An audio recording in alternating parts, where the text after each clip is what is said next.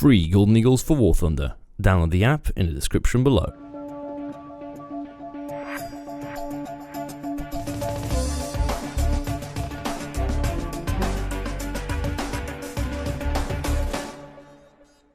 Hey guys, welcome back to War Thunder and welcome to some intriguing gameplay of the F7F-3 Tiger Cat. This is a match played at 2 in the morning a couple of days ago, and it was one of the best matches I've ever had in my life. Not a perfect one, not by far, and one made able only by two special individuals that you're about to meet. Now, the way I'm flying this plane on this particular map is quite simple. Side climbing. There's no other way to approach it. The plane requires altitude to work, and it was ironic that the American team, which usually just goes straight in and dies, did the weird thing that usually happens when I'm flying in the match, which is probably recognized me and started climbing with me in my direction. Now, because my approach is extremely defensive and I'm taking some time to reach an altitude that I want to fight the enemies at, this was a great thing to see.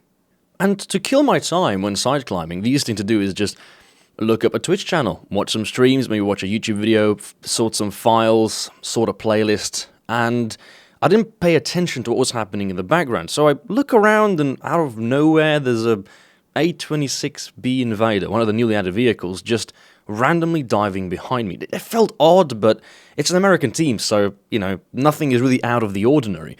And I only figured that probably he's trying to climb with me, maybe, get along for like a screenshot or something. And I think he just might have, but before taking a screenshot, he thought that team killing was a great option. Here we go, 2 minutes into the match, and we already have our first proper dogfight. You see, this might be the best thing you'll see all game long, because as an American team, I already know we're gonna lose. And it was not enough, because, you see, the P47M, another premium here, is also trying to team kill me. So I don't have just one guy, I have two people that are in a squad trying to team kill me.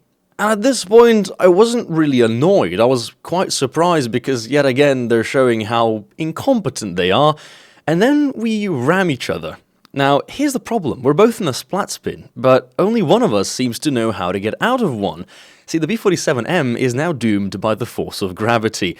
And this was ironically the best thing that happened, because, you see, War Thunder has this team killing policy, where if you team kill more than two people a match, you'll immediately get kicked out of it.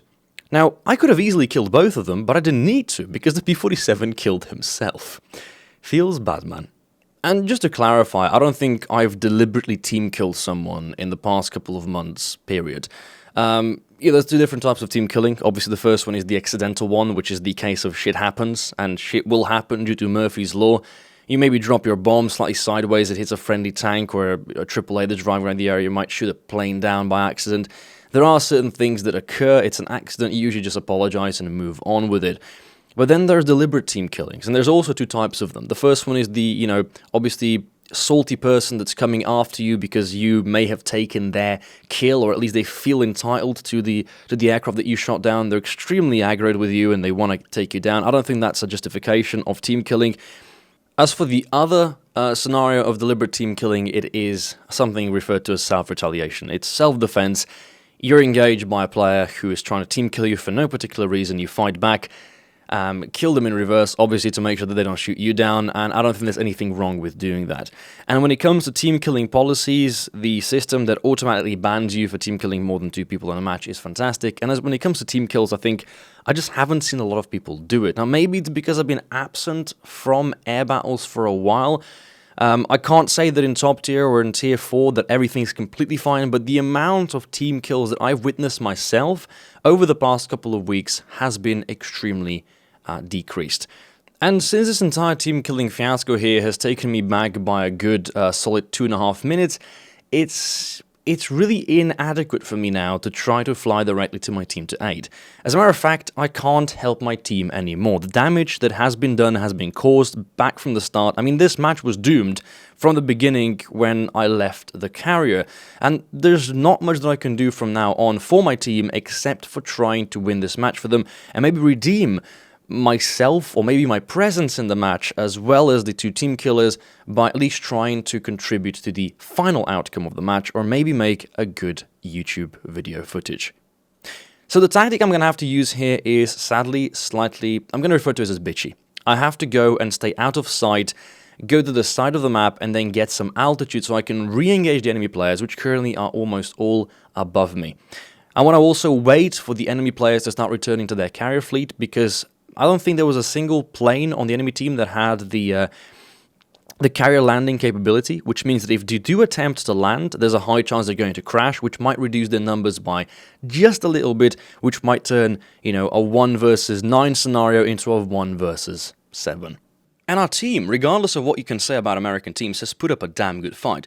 The A-26 Invader is dragging the enemy team far and long.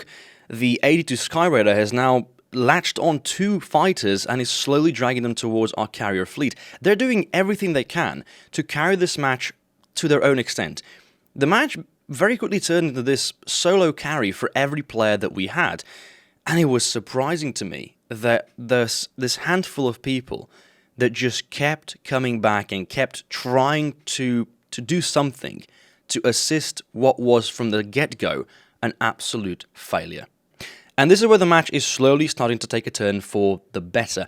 Our team has been reduced to only 2 players, so me and the F7F remain. The enemy team has 1 player at high altitude that we have not spotted yet, and it will prove to be a bit of a problem, but we will deal with him later.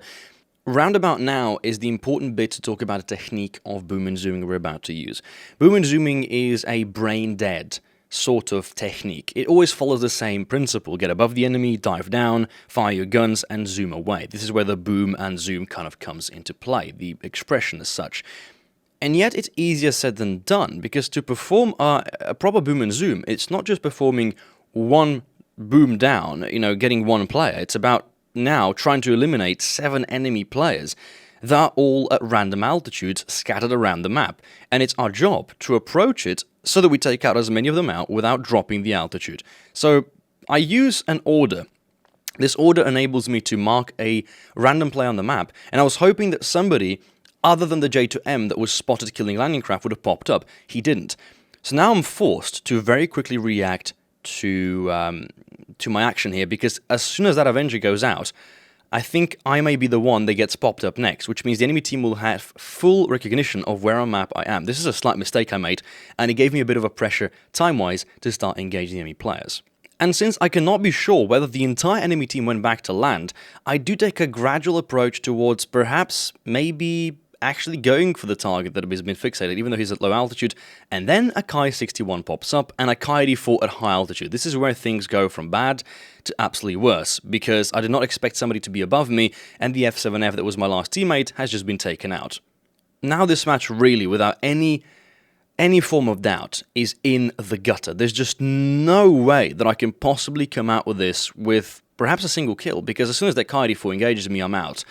So I try to go for the Kai-61, get him out before I can engage the Kai-84, and I fail to do that. This is now going from bad to worse to impossible. The J2M now knows where I am, there's going to be more players joining in, and my next job is to get the Kai-84 off my 6. And the Kai-84, surprisingly enough, has been extremely buffed in the recent patch, so I'm now going up against an extremely dangerous opponent. What are we going to do? Well, the only thing that we can do in the scenario where there's a player behind us on our 6. Whether you're in a turn fighter or a boom and zoomer, only a clean reversal will do what the job has to be done. So a clever evade and a quick zoom after the Kai-84, if lucky, could be my ticket out of this mess. Now the Kai-84 is at a huge distance, and this is a distance at which I would normally never attempt to shoot. But desperate attempts call for desperate measures, and sometimes it works out at 900 meters distance. Unfortunately, no breathing time, no time to celebrate. The Kai-61 is on my 6 and the Kai-84 is closing in yet again. So I do what I attempt. I thought I might have pushed the head-on pass with the Kai-84. He goes for the evade. I'm traveling just a little bit too uncomfortably to put the shots on target, but I do get a nice little hit into his wing. It's time to run. Again, let me remind you, I'm in a match here where I have to use everything that I can into my advantage. And if that means flying the plane in a slightly unconventional way, or perhaps using my, AI cargo or destroyers or carriers for the assistance, I will do that, because this is the only way that I can redeem Not so much my team, but myself, for being one of the sole reasons for this match to have ended this terribly. And I was surprised just how well this thing performed. I'm at low altitude, the engines are overheating, the left engine is slowly turning yellow, I've got 2 planes on my 6, and yet both of them are struggling to keep up with me. And then just when I thought I was gonna go out of this 2 versus 1 scenario, I spot that J2M has returned back to the landing craft and is re-engaging his ground strafing. So I figured, why not bring these 2 teammates of his directly to him? It would give them a false sense of security. Obviously, a 3 versus 1 is better than a 2 versus 1, and frankly, people strafing ground targets are usually going to be at much slower speeds, so he should make for an easier kill. And yet my attempt at approaching him in a perfect head-on pass, even though I have way too much guns in the front of this aircraft, I managed to butcher even that. Great. Now it really is a 3 versus 1, and I was debating for a while whether I should camp my carriers and try to get them off my tail using the AI. Instead, I thought I just should go in there, see what I can pull out of it, and just see how this plane performs in a low-altitude, high-engine, overheating turn fight. And then to my surprise, the Ki-84 just flies in a straight line, gives me a free kill, and the Ki-61 goes into a vertical turn fight. I completely started ignoring the J2M3 up until the point I saw that he's coming back straight for me, so I have to perform a bit of a negative G to try to lich off his guns, and now we are going to be gunning it for the carriers as it's back to a 2 versus 1, and the engines are slowly reaching terminal point. And I think the most interesting part here was that out of the 2 players chasing me, the J2M3 that was killing ground targets and the Ki-61, very quickly the Ki-61 gave up. He turns around and slowly returns back to his fleet to probably rearm and repair. I'm guessing he's out of ammunition or has been damaged by the AI. The J2M3 though is extremely passionate about trying to get me. So I'm going to use my third bitchy approach here, which is going to be making him stall out in front of our AI.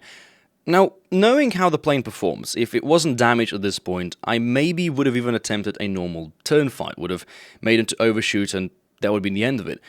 But seeing that I'm damaged and I don't really know what else to do, I'm already in this baiting mood anyways, I figured why not try to bait for the carrier fleet. So I put the J2M3 into an extreme vertical climb here, I'm using flaps, I'm using full throttle, and I'm making sure that he stalls himself out, makes himself an easy target, and for once AAA does his job perfectly. And now we're going to witness my only true mistake in this match. And it was one that I didn't do lightheartedly, but I had to land the aircraft on the carrier. I'm too damaged, both engines are completely overheated. If I could have kept the aircraft up solidly for about 3 minutes, I probably would have done it. But with the amount of fuel I've got, with the amount of damage on the plane, and being next to the carrier fleet, I thought I have to do it, and if I do it quickly, I should be able to be back up in the air in about 30 seconds, and then the J2M comes for the fleet. At this point, I frankly reached the point of no return. Yes, throttling the engines back up and forcing the plane into a flyout would have been the way to go, but I was almost landed, and I was confident that with repair speed I maybe would just be able to do it before the 10-second repair. The plane's coming in, this is a countdown of the... I've never had a match this neckering. I'm trying to bail out just as I respawn back in, and as the timer reaches 0, he starts strafing, and the plane just doesn't repair. Gutting.